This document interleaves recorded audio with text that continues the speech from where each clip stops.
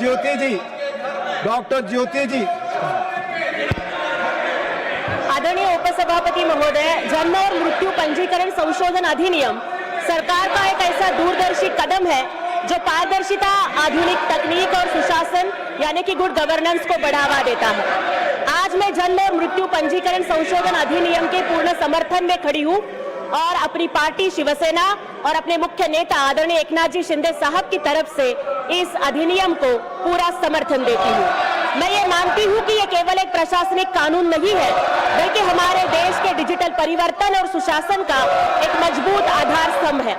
जमीन से उठकर आसमां तक का सफर तय करना है, हर एक नागरिक के हक का सही हिसाब करना है। आदरणीय उपसभापति महोदय, यह संशोधन कानून प्रक्रिया को सुलभ, पारदर्शी और डिजिटल बनाता है।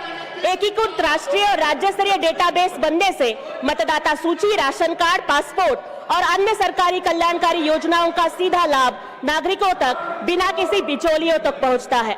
George Bernard Shaw said that progress is impossible without change and those who cannot change their minds cannot change anything। लेकिन उपसभापति महोदय, कोई भी कानून, मतलब मैं यहाँ पे बोलना चाहूंगी कि मेरे माता पिता के जन्म का रजिस्ट्रेशन नहीं हुआ तो दुर्भाग्य से मैं उनकी बर्थडे नहीं जानती। तो मैंने एक हल निकाला कि मेरी माँ का नाम सावित्री है, तो सावित्रीबाई फुले की जन्मतिथि 3 जनवरी को मैं उन्हें हैप्पी बर्थडे कहती हूँ। मुझे लगता है कि यह अधिनियम भारत के हर नागरिक को अपने जन्म और मृत्यु का पंजीकरण कराने का बुनियादी अधिकार देगा। उनके तक, अंतिम पायदान तक खड़े हुए लोगों तक सरकार की योजनाएं सुगम तरीके से पहुंचेगी और घुसपैठियों को देश से खदेड़कर देश की एकता और अखंडता बनाए रखने में ये कानून बहुत ही महत्वपूर्ण साबित होगा।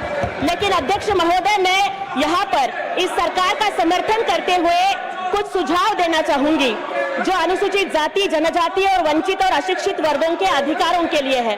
मेरा पहला सुझाव है कि नामांकन शिविर लगाए जाए, ग्रामीण, आदिवासी और स्लम एरिया में सहानुभूति पूर्वक दृष्टिकोण अपनाते हुए पंजीकरण शिविर लगाए जाए, डोर टू डोर सत्यापन हो, पुराने समय से चले आ रहे छूटे हुए मामलों में, जी सर, उनको बेहद सरल प्रक्रिया बनाए, जुर्माना माफ करे, आशा आंगनवाड़ी कार्यकर्ताओं का सशक्तिकरण हो।